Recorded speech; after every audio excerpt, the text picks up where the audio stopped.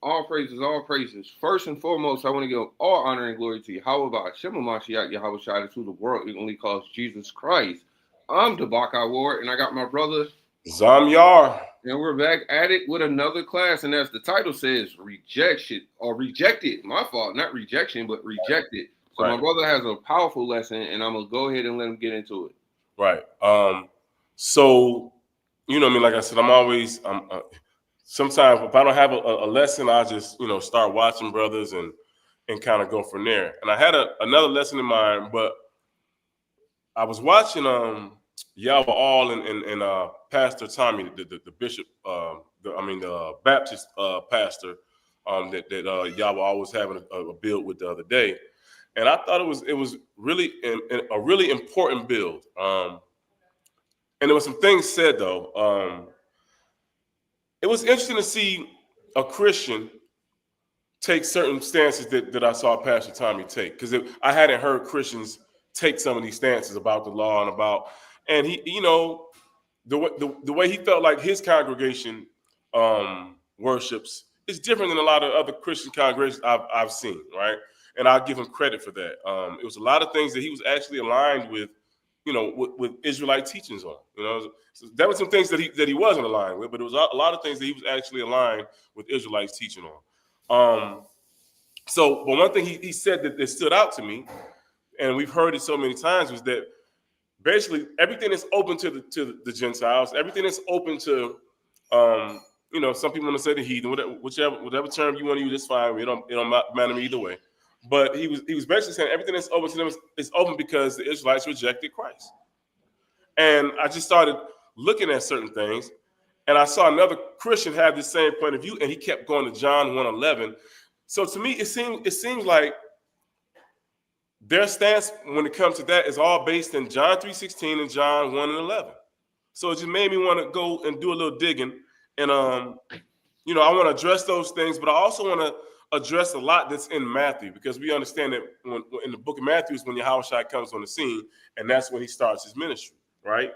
And I think it's important to, as we go through this, understand that, number one, his ministry never left Israel, right? So when you understand that, it gives you a little more context of certain conversations that he had, right? So the reason I called this lesson rejection, I was going to call it believers and non-believers, right? But it's, again, it's because there's a misconception that derives from Christianity and Christian doctrines that Israelites didn't believe on Christ, right? And it seems, like I said, like they go to those two scriptures the most as almost like a gateway to other Christian dogma and doctrines, right? They want people to believe and think that they have something with those two verses, and they just don't, right? When you really understand what's going on in John 3:16, you understand that's not a real gateway verse to get you into Christianity, and nor is John 1:11 if you understand what's going on, right? So I'm gonna start with let me see where I'm gonna start at. And even before I start, I gotta say this, right? Because the thing that they say makes it available to them is that all Israel rejected Christ, which we know all Israel didn't reject Christ. So let's say that some of Israel rejected Christ. Fine, we can give you that, right? But what sense does it make to give something that belongs to a people to a whole other people when that whole other people aren't going to believe on him in full either? All of the other Gentiles ain't going to believe in full. So what sense does it make to take something from us because all of us didn't believe and give it to people in general when all of them ain't going to believe?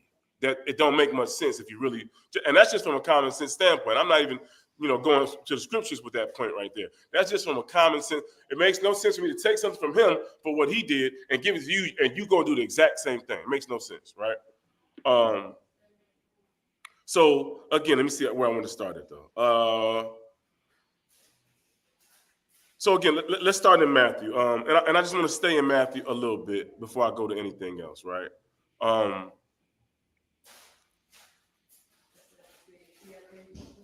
Also, like and share the video. Go ahead. Right. Yeah. Let's start with Matthew 3. Because we can see a clear example of a believer right there in the beginning of Matthew 3, right? And it's a very important believer, right?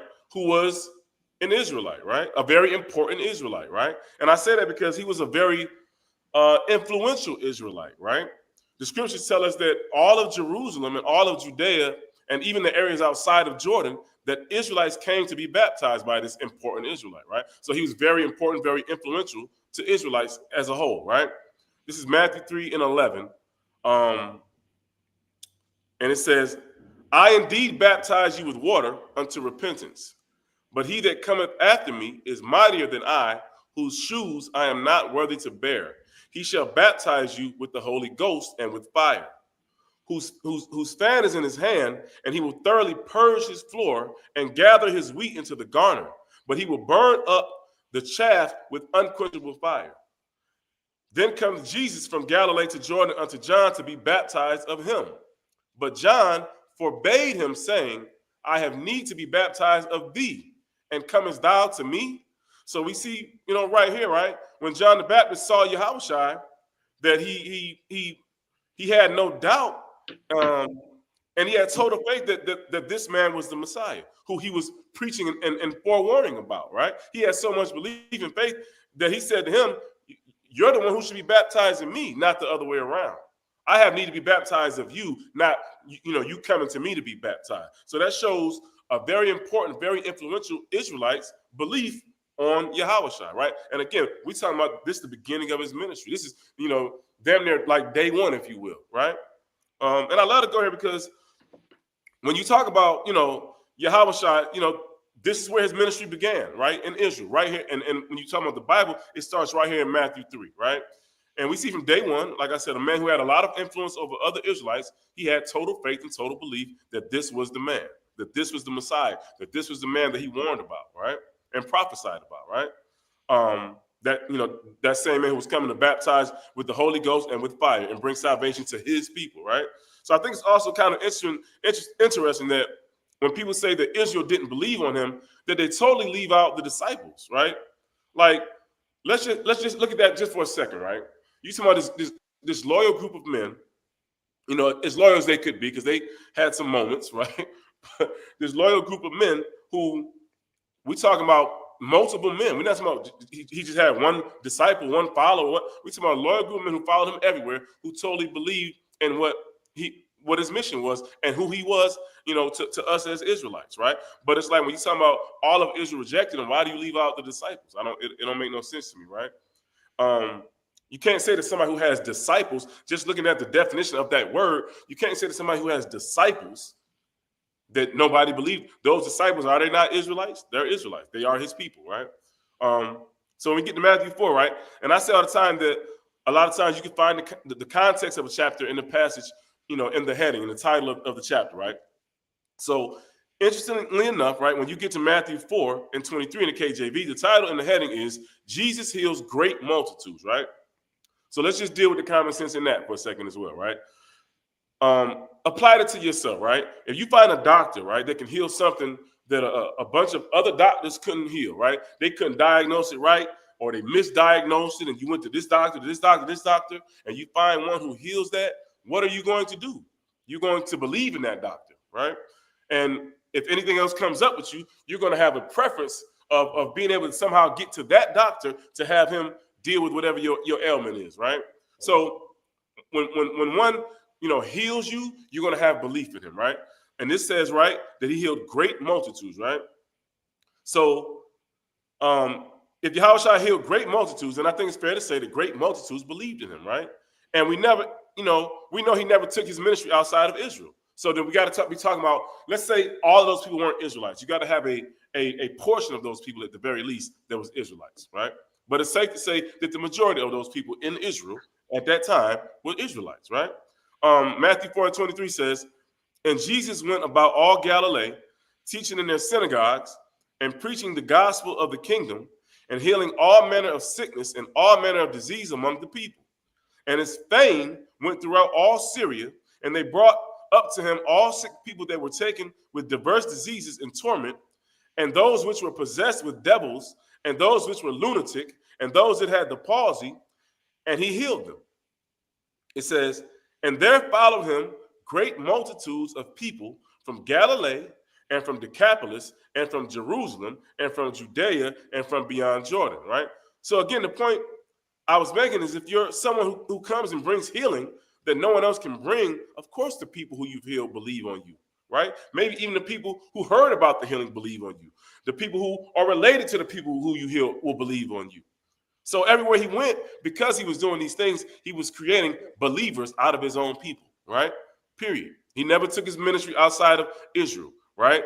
That means he was creating believers amongst his own people, right? Verse 25 says what? The great multitudes of people follow him. From that point on, people from Galilee, Decapolis, and from Jerusalem and Judea. Everybody knows Jerusalem and Judea is in Israel, but so is Galilee, right? That's in the northern region of Israel. So is part of Decapolis, also was in part of Israel, right? So multitudes of people from these places that his people were filling, right, these regions with, were the people he was healing. So it's safe to say that, again, let's say all these people weren't Israelites. Let's just say a portion of each one of these places was Israelites. That means he's still making believers. That means his people in general were still, had faith that he was the guy, right? And you got to understand that Israelites understood prophecy, right? That's why, again, we'll get into some more of this later, but when there's certain conversations being had between Yahushua and other people, it's because he's talking to people who he already knows understood the prophecies, right? So when you understand that, then it gives context to some of these different situations, right? Matthew 7:28, right? It says, and it came to pass, when Jesus had ended the sayings, the people were astonished at his doctrine, for he taught them as one having authority and not as the scribes, right? So, again, let's just assert for a second, right? Because he taught, them in such a powerful way that they also believed, right? It says that the people were astonished at his doctrine because he taught as one having authority, right? So I think it's reasonable to say that the multitudes had already been gathering because they thought that authority that he taught with, that he was the one who matched the prophecy, right? He was the one who the prophecy said would come, right? So once they heard him speak with such authority, they fell right in line with the other multitudes of people that were believing in him, right? So it's crazy to believe that he went to all these places and the only people that believed was everybody but his people. It makes no sense, right? It makes no sense. And we see incident after incident of him healing his own people, right? And I'll give you some more context to some of those healings in a second, right? But Matthew 8:1 says, when he was come down from the mountain, a great multitude followed him. And behold, there came a leper, right? And we'll prove later this leper is an Israelite as well, right? There came a leper and worshiped him, saying, Lord, if thou wilt, thou canst make me clean. And Jesus put forth his hand and touched him, saying, I will, be thou clean. And immediately his leprosy was cleansed. And Jesus saith unto him, See thou tell no man, but go thy way, show thyself to the priest, and offer the gift that Moses commanded for a testimony unto them. Right? So that statement in itself, right? For this man to have knowledge of the gift that Moses commanded, that means we're talking about Israelites, right? Because we know that the law didn't go to nobody but the Israelites. And it was funny, we talked about this before too. Back in those times, it ain't like people was walking around with Bibles. People had to go into the synagogues. People had to go to the temple to actually hear the reading of the word, right? So to even understand those commandments, you had to understand that you was an Israelite, right?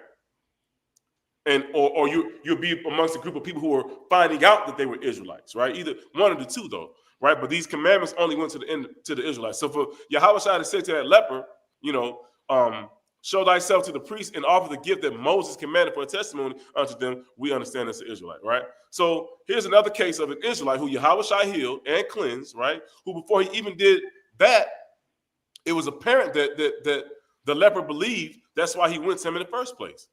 That's why he went to him and asked him, could he heal him and could he cleanse him? Because he understood who it was he was talking to. He understood that this was the man, once again, that the prophecy said would come, right? When we look at 8 and 14, right? Matthew 8 and 14, and I'm going to do this through 17, right? Matter of fact, yeah. But, again, so when you in these verses, when Yahushua is healing at Peter's house, right, we see more and more Israelites being made into believers, right? Starting with his own wife, right? I mean, his wife's mother, right? Matthew 8 and 14 says, and when Jesus was coming to Peter's house, he saw his wife's mother laid and sick of a fever. And he touched her hand, and the fever left her, and she arose and ministered unto them.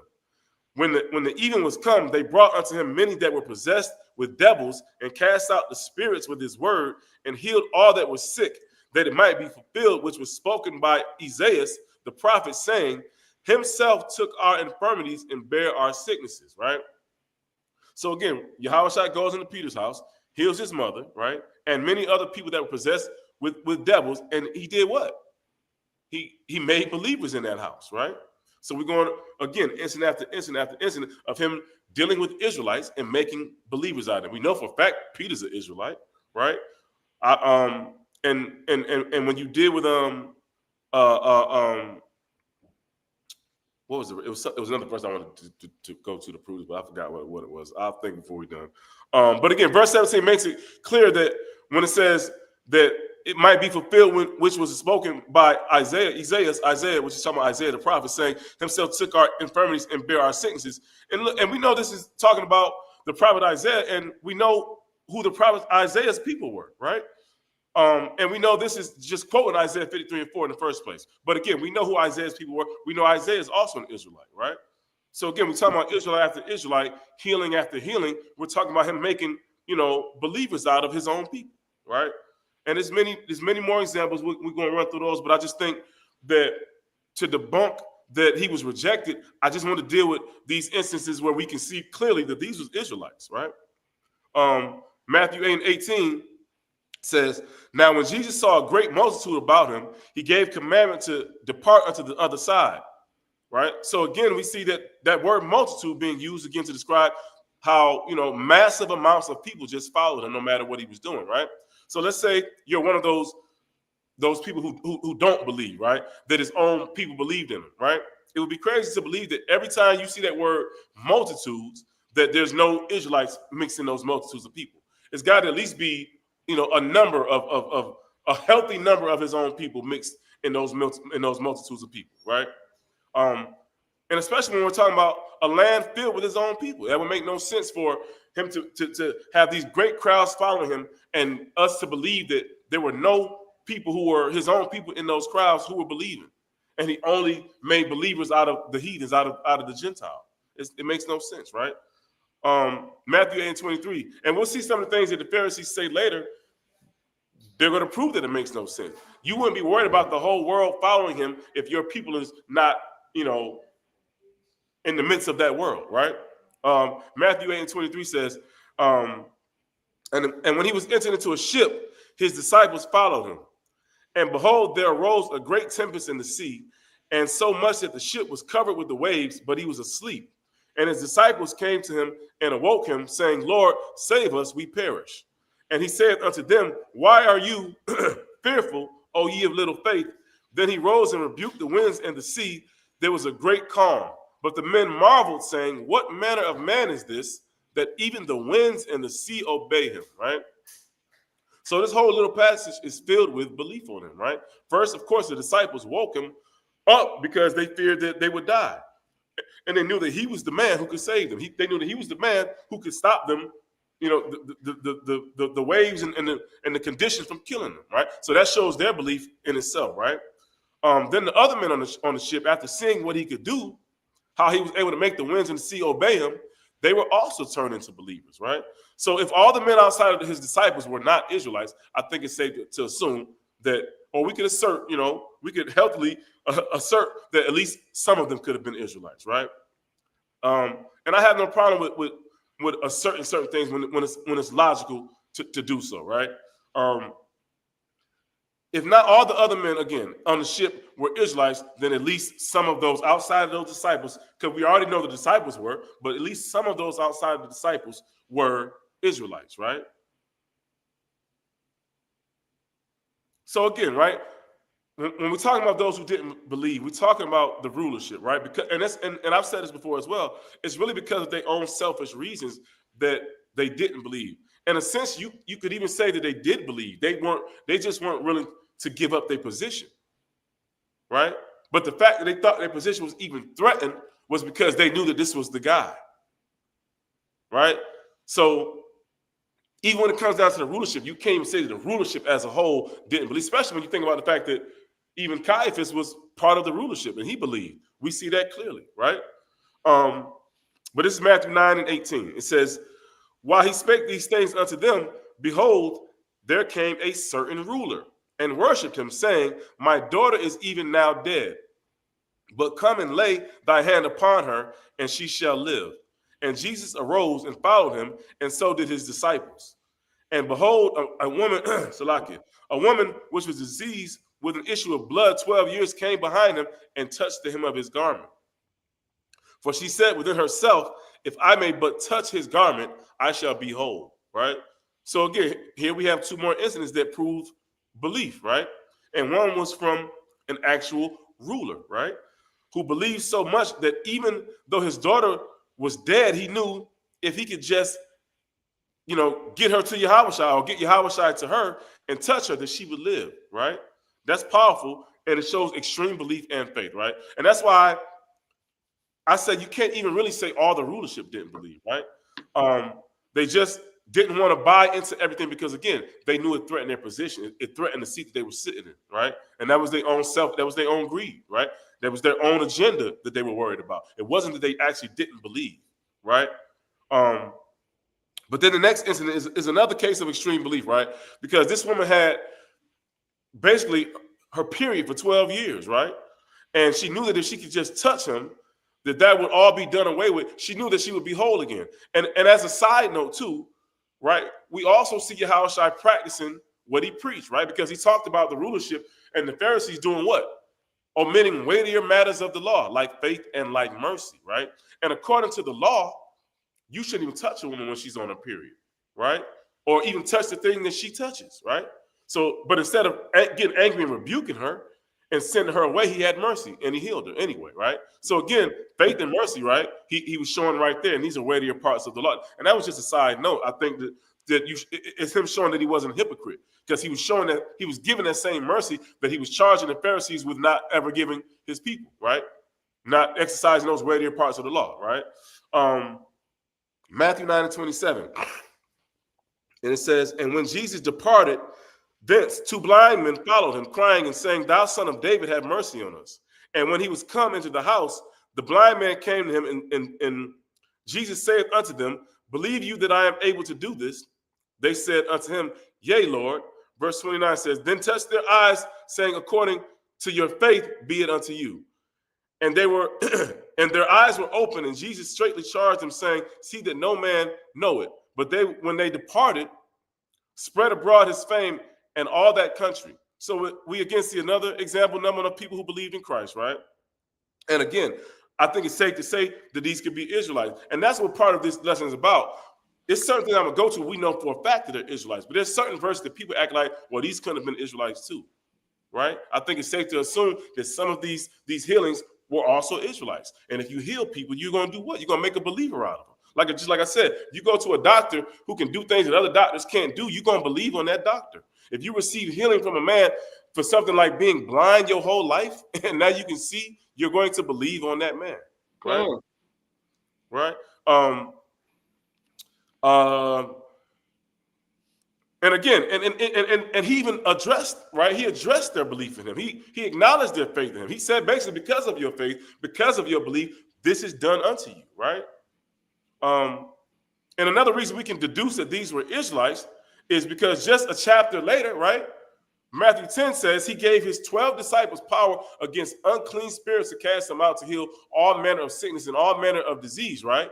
And then verse 5 says, which is, famous Israelite 101 verses, right? Matthew 10:5 says, Go not into the way of the Gentiles, right? So it's safe to say that the same people that he was healing, the same people he told his own disciples to go out and heal after him, that they were doing the same thing that he was doing, right? Going to his own people and not going into the way of the Gentile, right? Matter of fact, let's just read that too. Matthew 10:5 says, Go not into the way of the Gentiles, and into any city of the Samaritans enter ye not, but rather to the lost sheep of the house of Israel, right? So again, we can deduce that these were Israelites based on that alone, right? That he wouldn't charge his disciples to do something that he wasn't already doing, right? But again, dealing with Matthew 9, we see the obvious belief that they had, and Yahushua asked them straight up, like, do you believe that I can do this? And do you believe that you could be healed from your blindness? And they said to him, Yeah, Lord, we do, right? But not only, did they believe, it was kind of a situation where it's like, if they had not seen it with their own two eyes, pun intended, right? If it had not happened to them and they weren't witnesses, this is something they probably wouldn't even believe. Which is why when they left him, they couldn't keep it to themselves, right? It shows how much they believed in this man. They went, I mean, and again, when you go to people who've known that you were blind your whole life, or however long the period of time that you was blind, and they see that now you can see, you're going to make believers out of them too. So again, I think it's safe to say that everywhere he was going, you can't discount that a lot of these places had Israelites in them, right? And again, I'm going to go to some verses where it's obvious that we're talking about Israelites, but I wanted to go to a few where you could question were they or were they not Israelites. But I think it's safe to say and to assume in some of these cases, right, or assert, I don't really like that word assume that much, right? But to assert in some of these cases that these were also Israelites as well, right? And this is why, you know, even though Christ told them don't let anybody know, as soon as they left him, they couldn't help it, right? Because they believed so much and they had seen it with their own two eyes, and they wanted to be witnesses. They wanted to witness about the miracles that he had just done for them to other people, right? So I says earlier as well that when he did these things, they would spread his fame abroad, right? When they left him, he would be more famous, obviously, after the things he did than he was before he came in contact with these different people, right?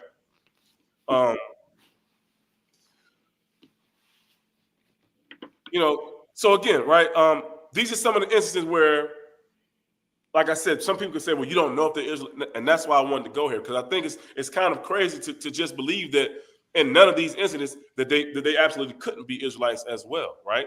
There are some verses where we know for a fact that they was Israelites, but there are some where, you could ask the question, but I think it's even crazy to just assert that they absolutely couldn't be Israelites when it's obvious they actually could be Israelites, right?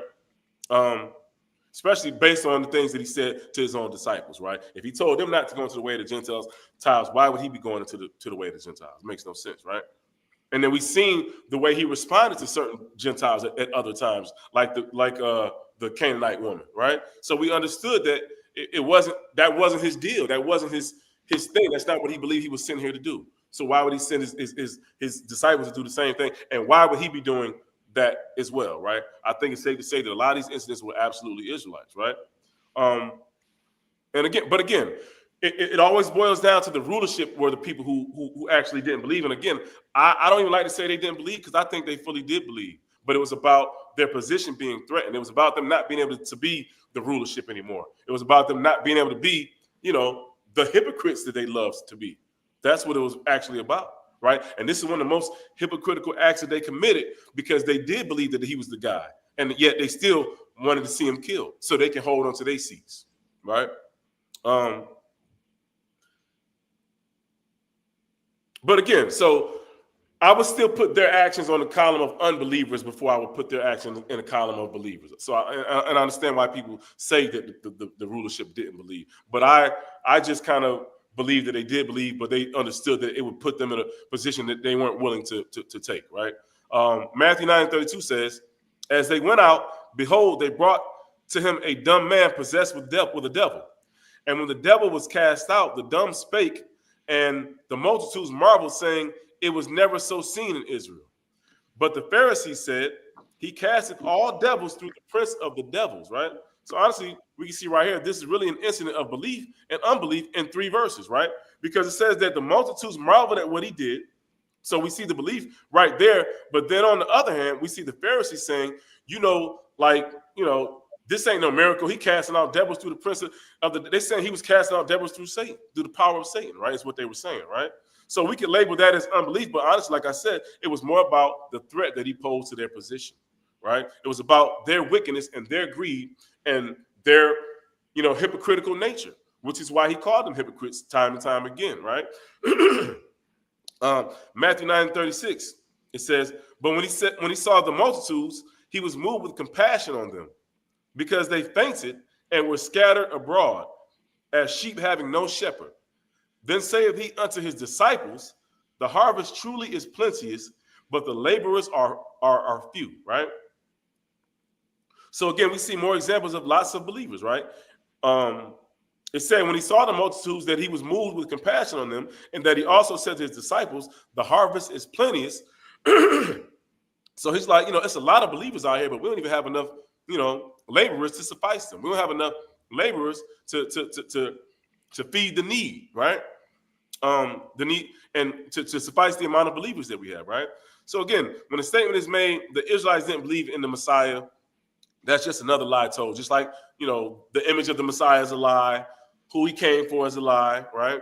What he came to do, all those things are a lie. This statement that opens up that gateway to Christianity and Christian doctrines and Christian dogmas is a lie, because clearly his people did believe on him, right? And you can't discount his people as a whole just because the rulership had their own selfish agenda, right?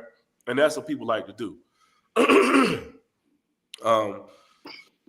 So like, like when I said that Israel didn't believe, when they said that Israel didn't believe him, matter of fact, let me go to the next verse to help prove this point before I say this, right?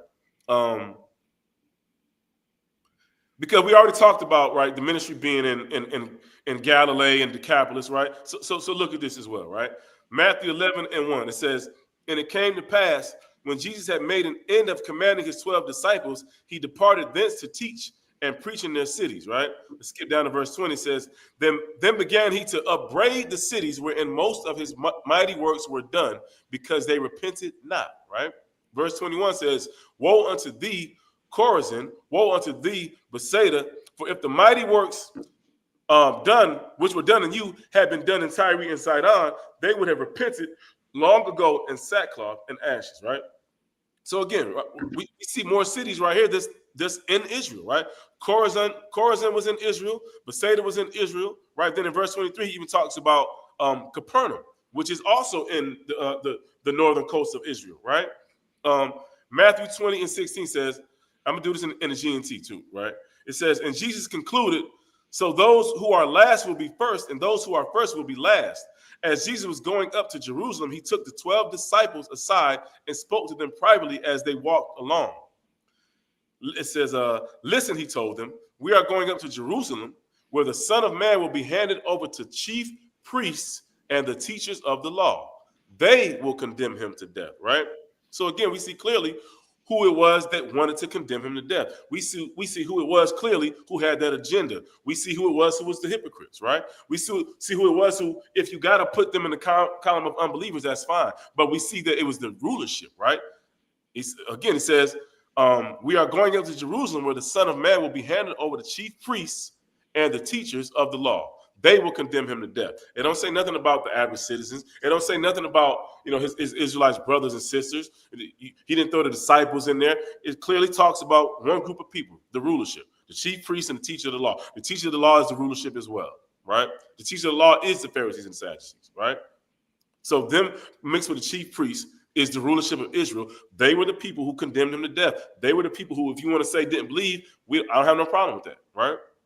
But you can't put that on Israel as a whole when there's so much evidence that Israel as a whole very much believed. That's why he couldn't go nowhere, that a multitude didn't follow. The Bible talks, gives you many different occasions where he had to slip out and try to find a way to sneak out, because he was so, always, compassed by people. He always had so many people around him, right? So different time where he had to find a way to slip out because people followed him everywhere he went, right?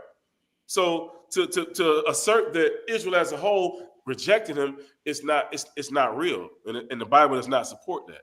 So again, when I see that, and I see that being such like a gateway to people going into Christianity in the first place, John 1:11 and John 3:16, I think it's disingenuous to do that, because you can read all through, and that's all I want to say in Matthew, is because you can read all through when he got on the scene, how many people believed in him from day one of his own people. You can see the way that he was able to grab each disciple was because they believed. When they saw him from off the bat, they believed. They understood the prophecy, and when they saw this man, they said, that got to be the guy. You know what I mean? So people believe from day one. It's a false narrative to say that Israel rejected him, right?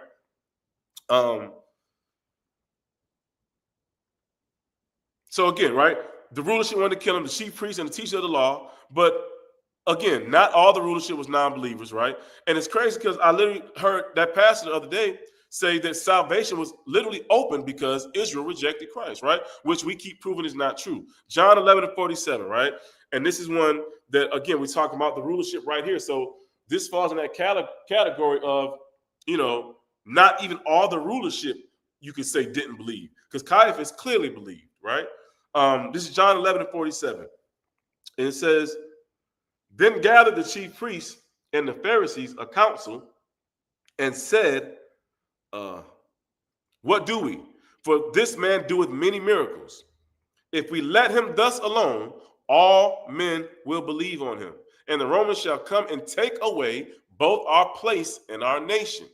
And one of them, named Caiaphas, being the high priest that same year, said unto them, ye know nothing at all, nor consider that it is expedient for us that one man should die for the people, and that the whole nation perish not, right? So it's all wrapped up right there in those three verses, right? Because verse 4 says what? It says, if we let him thus alone, all men will believe. So they already see the belief is becoming an extreme thing, and it's got them worried to death, right? They see the belief is mounting and mounting and mounting. They see the amount of people who believe that this is the guy is mounting and mounting, and that's what they're worried about. But it says, right? It says, all men will believe on him, and the Romans shall come and take away both our place and nation. That's all they was worried about, was losing their importance, right? It's the same way when we talk about the rulership of this kingdom. A lot of things they do just because they don't want to lose their seat, right? A lot of the wickedness they put on us, on the citizen, is just because they don't want to lose their seat. And it wasn't no different with the rulership of Israel at the time. They just didn't want to lose their seat. And he said it all right there. If we let all people believe on him, then the Romans shall come and take away both our place and our nation, right? Their place, meaning where they sit, and then their nation as a whole, and them being able to have any sort of control over their nation. They already understood they was in a Roman occupied situation, right? But they wanted to be able to at least hold on to their little grasp over their people. That's all it was about. They never did not believe, to be honest with you. They actually believed too, and they did everything they did because they believed. They knew that because this is the guy, they knew what was coming next. And that was them losing their seat. That was them losing their hold on Israel. And that's what they didn't want to see happen. But that's why Caiaphas said, and also, again, it shows all three things in that verse, because it shows you the belief that one of the rulers had, some of the rulership had. Caiaphas said, you know nothing, right? Nor consider that it is expedient for us that one man should die for the people, and that the whole nation perish not. So he saw their hypocrisy as well. And he's saying, if your belief is really about the nation, he was really calling them out, to be honest with you, because he said, if your belief is really about the nation, if the things that you're saying is really about the nation, then you will understand that this got to happen for the nation. Yeah, it might unseat you, but this is what has to happen for the nation, right? So again, we see both things. We see that the rulership, number one, they did believe, but I guess, again, if you want to put them in that column of unbelievers, that's fine, right? So we see the rulership being the ones to condemn him, but we also see the rulership, part of rulership, being somebody who clearly believed, right? So you can't even put it on the rulership as a whole. You can't put it on Israel as a whole. You can't even put it on the ruler, because the Bible tells you that there were some holy Pharisees and Sadducees, right? There was some law-abiding Pharisees. There was some law-abiding Pharisees who understood, the law like the back of their hand, taught it, and kept it, right? So you can't even say, again, that the rulership as a whole was guilty of this, right? Right? So we can see two very important points right there in that passage, right? One, again, belief in Christ is at such a high that we see the Pharisees saying, if we don't do something about this, then all men will believe on him. Not just our people, all men, right? Hey. So not only do we see them validating how widespread the belief in Christ was becoming, we also see Caiaphas showing his belief in the Messiah, but it also shows that those other members of the rulership having some belief as well. And I think that's important because, again, that narrative that the Israel as a whole didn't believe is crazy to me, because it's so much proof that they did. But even that narrative that the rulership, as a whole didn't believe is crazy, because it's too much proof that some of them did as well, right? But again, they just didn't want to trade their seat. They weren't willing to trade in their position to be on, the right side of prophecy. That's all it really came down to. And there's a couple more I want to get. I'm closing this out. I'm getting a little long-winded with this. There's a couple more I'm going to get, and I'm going to close this out. If you want to add something real quick about it, let me find this. I wanted to thank Lisa Hu for the donation. We got the brother Daham in the building. He got a precept. His is John 18:36. Jesus or Yahushua answered, "My kingdom is not of this world. If my kingdom were of this world, then would my servants fight. That I should not be delivered to the Jews. But now is the kingdom from now is the kingdom not from."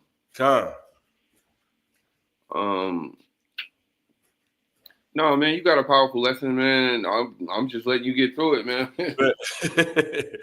Let me see. It was one more I wanted to hit. Let me find it real quick. Yeah, I can hear the kids in the background. It all makes sense. I've been trying to shut it down before they get here, man. Man, it all makes sense. Madness starts.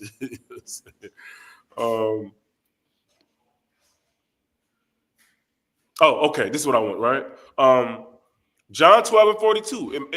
It makes the point I'm just trying to end off on clear as day, right? It says, "Nevertheless, among the chief rulers also many believed on him," right? "But because of the Pharisees, they did not confess him, lest they should be put out of the synagogue," right? "For they loved the praise of men more than the praise of God," right? And that's what it came down to, right? Even the ones that believed, they wouldn't confess it because they didn't want to lose their seats as well. That's right. The Pharisees didn't want to lose their position, but the chief rulers also, who was among them, who were not the Pharisees, who weren't, the teachers of the law, they didn't want to admit that in front of the Pharisees because they knew what the Pharisees' agenda was. They knew the Pharisees at all costs would do whatever they could do to not be put out of their position. So that's all it came down to, right? Again, many of the rulers believed, many of the Pharisees even believed, right? That's why I said, nevertheless, among the chief rulers also, many believed on him, right? So that's all I wanted to get into because, like I said, when I saw the lesson with Pastor Tommy and Joel, Yahweh, the thing that stuck out to me the most was when they touched on him saying, "Well, this is all available because Israel rejected." And Israel as a whole did not reject it. Israel as a whole, and we say this, just a common sense point, right? There's no nation of people that's just a monolith. There's no nation of people that's just one-minded. So you can't just say Israel as a whole believed one thing. And that wasn't true then. To this day, it ain't true that Israel as a we see all the different camp doctrines and the differences and the things that we believe even in the community. So there's no such thing as a whole people, a whole community, a whole nation of people believed one thing, right? Or didn't believe one thing. So it's not real. So it goes back to my point earlier, and I'm close out, right? It makes no sense for the Most High to take something from his people, right?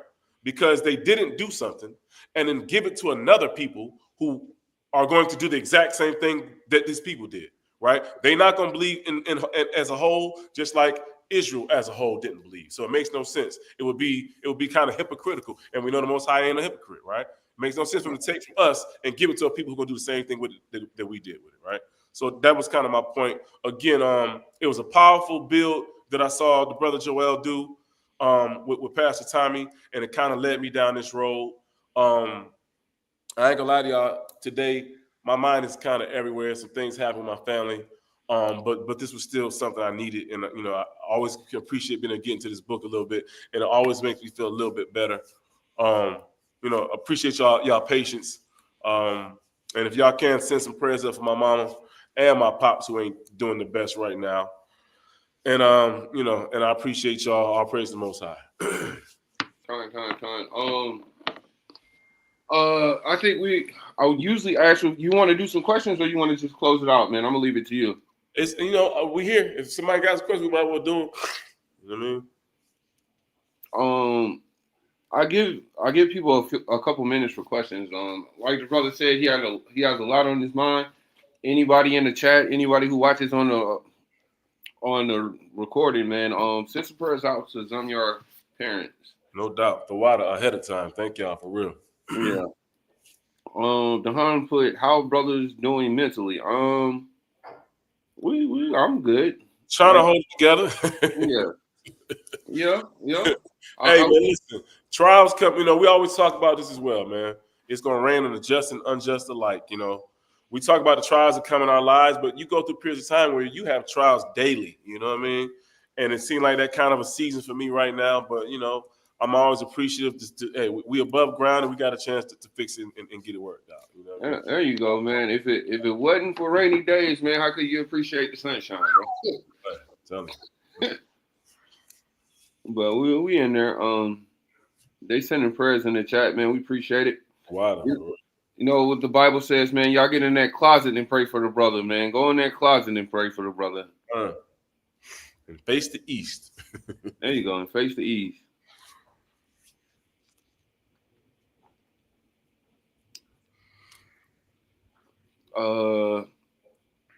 They just sending prayers in the chat. Duham said his grandfather was going through it. He said he lost his grandfather 2 weeks ago, man. Oh, man. Send some up for you too, then. Hey, listen, man. That's why I say trials come every day in certain seasons, bro. We got to know that, and we got to be thankful when they come. You know what I'm saying? Like, and we taught on this a couple weeks ago, about a couple months back, anyway. And so we got to be appreciative the most when you're going through it. You know what I mean? And like Dabak just said, it's gonna make when you come out on the other side that much better. You know what I mean? Somebody put, could you explain about the 12 tribe? I guess it's meant charts that you have. Is it authentic? Could you signpost me a video you have out? Many thanks. Yeah. If you look in the live, I went through all the 12 tribes. Mm-hmm. So let me check the video. Like, you'll have to check the video, but I think it's Genesis 49 breakdown. I did the Genesis 49 breakdown. I can also do a Deuteronomy 33 breakdown, but I think the only one I did is the Genesis 49 breakdown, which give you a short basis on the 12 tribe charts. Like, of course, if you look at the old slave names, when it was coming from the west coast of Africa, they all ended with Yah, like Jeremiah Yah, right, Isaiah Yah. So old slave names used to have Yah on it. And then you get with the North Americans, and also just dealing with the Latin tribes, like over there in Puerto Rico, they have a whole bunch of Hebrew relics. Over there with dealing with the tribe of Issachar, they had the Chief Ephraim stone. So it's a bunch of information that's out there. Just to go over it right now, it's kind of we're kind of pressed for time. All right, King Randall, hey, we appreciate you too, always, man. Yeah, that's right. Issachar got a city in Mexico named Issachar. Right. True, and that's what we say who Issachar is. Right. Like, one thing, the Judites are gonna act like the Judites, bro. Ain't that the truth? Like, I know a Judite when I see him. Like, that's like saying I know a nigga when I see one. God. So, yeah, the Lost Lunar Stone, my fault. Yeah, you got the Lost Lunar Stone. It's a whole bunch of stuff that's out there. Is that New Mexico? Yeah, it's New Mexico, right? They say the most amount of Hebrew artifacts in general is in New Mexico. Yeah, so that's what I'm saying. They got thousands of Hebrew relics over there in Puerto Rico. Yeah, right. And then I got books and all that. Like, yeah, you gotta research it.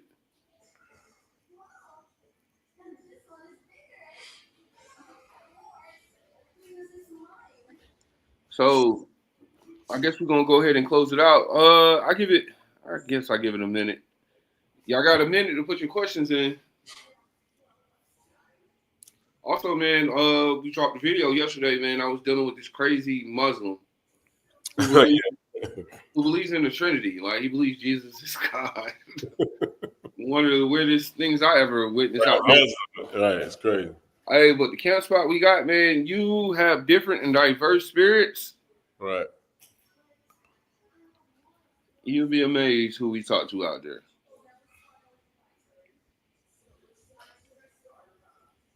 Yeah, somebody seen it. He said that dude was bugged out. Yeah. The dude, I don't know if you seen the video, man. Dude walked up to me and said, I am here to challenge y'all stance. I said, all right, cool. Then he later in there, I'm not here to debate you. Hey, a double-minded man. Huh? The first thing he walked up over and said, I'm here to challenge your stance. And then a couple minutes later, because I'm beating up on him. Double-minded man. He said, just watched it yesterday just to tell me he's not here to debate us. So with that, I want to give all honor and glory to Yahweh Shema Mashiach Yahweh Shah and Shalom, family. Shalom.